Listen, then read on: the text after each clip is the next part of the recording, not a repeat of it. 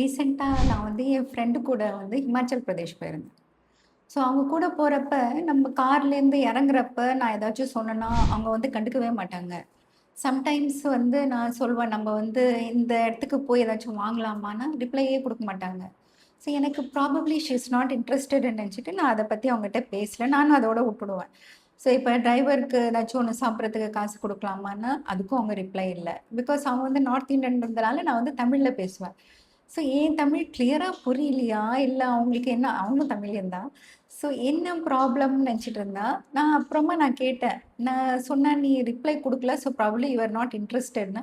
"அப்படிலாம் இல்லன்ட்டு நான் ஒரு சீக்ரெட் சொல்ட்டா, எனக்கு வந்து காது சரியா கேட்காது." அப்படின்னாங்க. ஓ!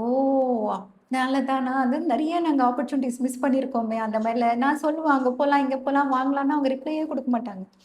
அதுக்கப்புறமா நான் வந்து அவங்கள கூப்ட்டு கொஞ்சம் கிளியரா பேசுறதுக்கு ட்ரை பண்ணேன்.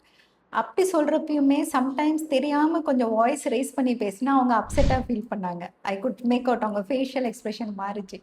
ஸோ இது வந்து நம்பளுக்கு she is young, younger than me. அவங்க ஒரு 40 கூட இருக்க மாட்டாங்க.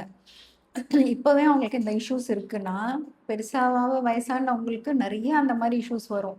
அது மெயின்லா காது கேட்கறதோட, அவங்களுக்கு வந்து அந்த ப்ராசஸிங் டைம் நெறைய பேருக்கு ஸ்லோவா இருக்கும். அது இப்ப நெறைய பேருக்குமே அப்படி இருக்கு. பிளஸ் ஏஜ் ஆவ ஆவ நம்ம இப்போ ஒண்ணு சொன்னோம்னா, அவங்களுக்கு மைண்ட்ல அத ஏறி அத வந்து அவங்க ப்ராசஸ் பண்ணி ரிப்ளை குடுக்கறதுக்கு டைம் ஆகும். அவங்க வேற ஏதாச்சும் பேசிடுவாங்க. நம்ம வந்து டீ வேணுமா? அப்படின்னாக்கா, அவங்க கீயா எங்க இருக்குன்னுவாங்க. So that is normal. நம்மளுக்கெல்லாமே அந்த மாரி ஆகும்.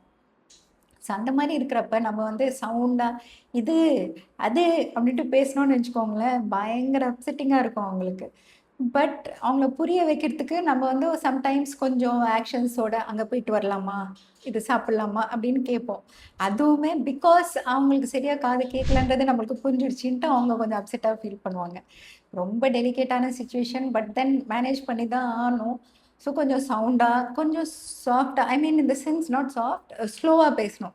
"நம்ப அங்க போயிட்டு வரலாமா? நம்ம அங்க போயிட்டு வரலாமா?" அப்படின்றதுக்கும், இந்த கொஞ்சம் ஸ்லோ டோன்ல பேசுறதுக்கும் டிஃபரன்ஸ் இருக்கு. ஸோ ப்ராபப்ளி அப்படி பேசினா அவங்களுக்கு புரியும். அட் த சேம் டைம் நம்மளே வந்து பேசுறது வித் ஆக்ஷன்ஸ் பேசுறப்ப, நம்ம நார்மல் நேச்சரே அப்படி ஆயிடுச்சுன்னா, it will be easy to communicate. இது வந்து நம்ம வீட்ல யாரும் வயசானவங்க இருக்காங்கன்னா, அவங்களுக்காக சொல்றேன். ஃப்ரெண்ட்ஸ் கூட டசன்ட் மேட்டர் நம்ம இது பண்ணிக்கலாம். அதுவும் எல்லாருக்குமே அப்படி இருக்காது. சில பேருக்கு தான் அந்த மாரி இருக்கும். பட் ஏஜ் ஆவ ஆவ டெஃபினெட்லி நெறைய பேருக்கு இருக்கும்.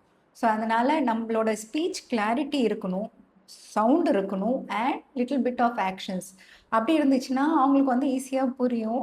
நம்மளுக்கும் வந்து அந்த ஒரு ஆக்வர்ட் சிச்சுவேஷன் இல்லாம இருக்கும். கரெக்ட் தானே?